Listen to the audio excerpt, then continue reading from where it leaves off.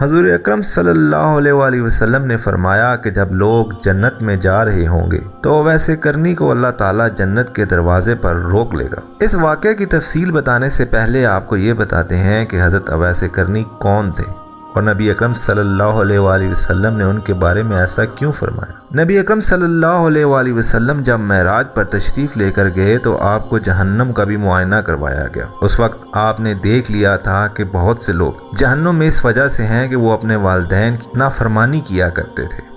یہی وجہ ہے کہ ایک دفعہ ایک سائل نبی اکرم صلی اللہ علیہ وسلم کے پاس آیا اور پوچھا کہ نبی اکرم صلی اللہ علیہ وسلم بتائیے کہ قیامت کب آئے گی۔ آپ نے فرمایا کہ قیامت کا علم اللہ تعالیٰ کی بابرکت ذات کو ہے۔ اس سائل نے دوبارہ سوال کیا کہ پھر بھی کوئی نشانی تو بتا دیں، تو آپ صلی اللہ علیہ وسلم نے فرمایا کہ جب اولاد اپنے والدین کی نافرمانی کرے گی۔ حضرت اویس کرنی اپنی والدہ کے ساتھ بے حد محبت کیا کرتے تھے اور انہوں نے اپنا سارا وقت اپنی والدہ کی خدمت میں گزارا۔ یہی وجہ تھی کہ نبی اکرم صلی اللہ علیہ وسلم سے بے پناہ محبت کرنے کے باوجود وہ اپنی زندگی میں آپ کا دیدار نہ کر سکے، اور اس کی وجہ یہ تھی کہ اویس کرنی یمن کے رہائشی تھے۔ آپ کا نام اویس تھا اور آپ کے والد کا نام عامر تھا۔ آپ کا قبیلہ مراد تھا جس کی شاخ کرن سے آپ کا تعلق تھا۔ یہی وجہ ہے کہ حضور اکرم صلی اللہ علیہ وسلم نے حضرت عمر رضی اللہ تعالیٰ عنہ اور حضرت علی رضی اللہ تعالیٰ عنہ سے کہا کہ تمہارے دور میں ایک شخص ہوگا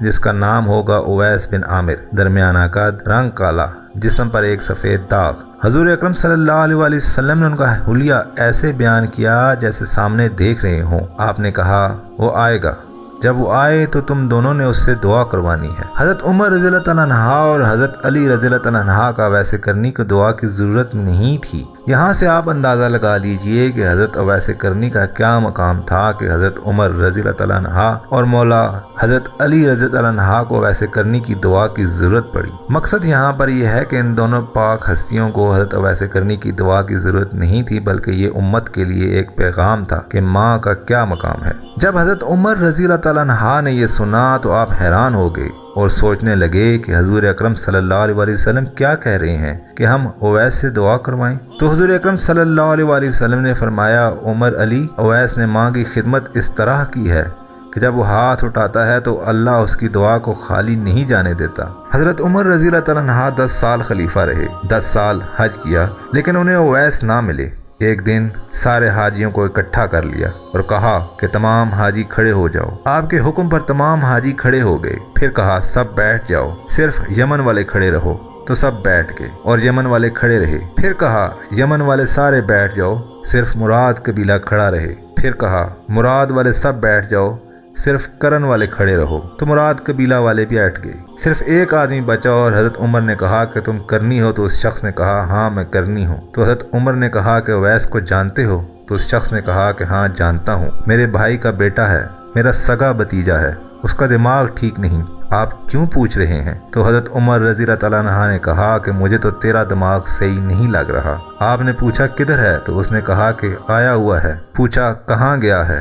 تو اس نے کہا وہ عرفات گیا ہے اونٹ چرانے۔ آپ نے حضرت علی کو ساتھ لیا اور عرفات کی دوڑ لگا دی۔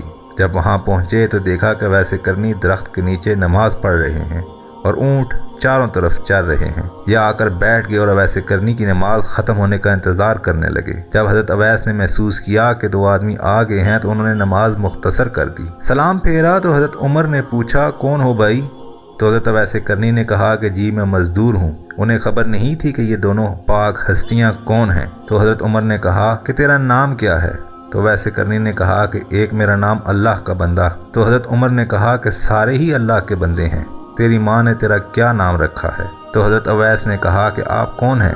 ان کا یہ کہنا تھا کہ حضرت علی نے کہا کہ اویس یہ امیر المومنین عمر بن خطاب ہیں اور میں ہوں علی بن ابن طالب۔ حضرت اویس کا یہ سننا تھا کہ وہ کانپنے لگے، کہا کہ جی میں معافی چاہتا ہوں، میں تو آپ کو پہچانتا ہی نہیں تھا، میں تو پہلی دفعہ آیا ہوں۔ تو حضرت عمر نے کہا تو ہی اویس ہے؟ تو انہوں نے کہا کہ ہاں میں ہی اویس ہوں۔ تو حضرت عمر نے کہا کہ ہاتھ اٹھا اور ہمارے لیے دعا کر۔ وہ رونے لگے اور کہا کہ میں دعا کروں؟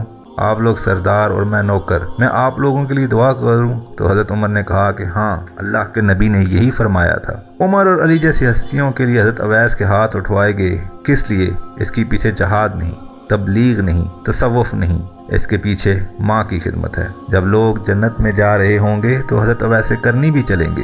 اس وقت اللہ تعالیٰ فرمائیں گے کہ باقیوں کو جانے دو اور اویس کو روک لو۔ اس وقت حضرت اویس کرنی پریشان ہو جائیں گے اور کہیں گے کہ اے اللہ، آپ نے مجھے دروازے پر کیوں روک لیا؟ تو مجھ سے اس وقت اللہ تعالیٰ فرمائیں گے کہ پیچھے دیکھو۔ جب پیچھے دیکھیں گے تو پیچھے کروڑوں اربوں کی تعداد میں جہنمی کھڑے ہوں گے۔ تو اس وقت اللہ فرمائے گا کہ اویس، تیری ایک نیکی نے مجھے بہت خوش کیا ہے، ماں کی خدمت۔ تو انگلی کا اشارہ کر، جدھر جدھر تیری انگلی پھرتی جائے گی میں تیرے طفیل ان کو جنت میں داخل کروں گا۔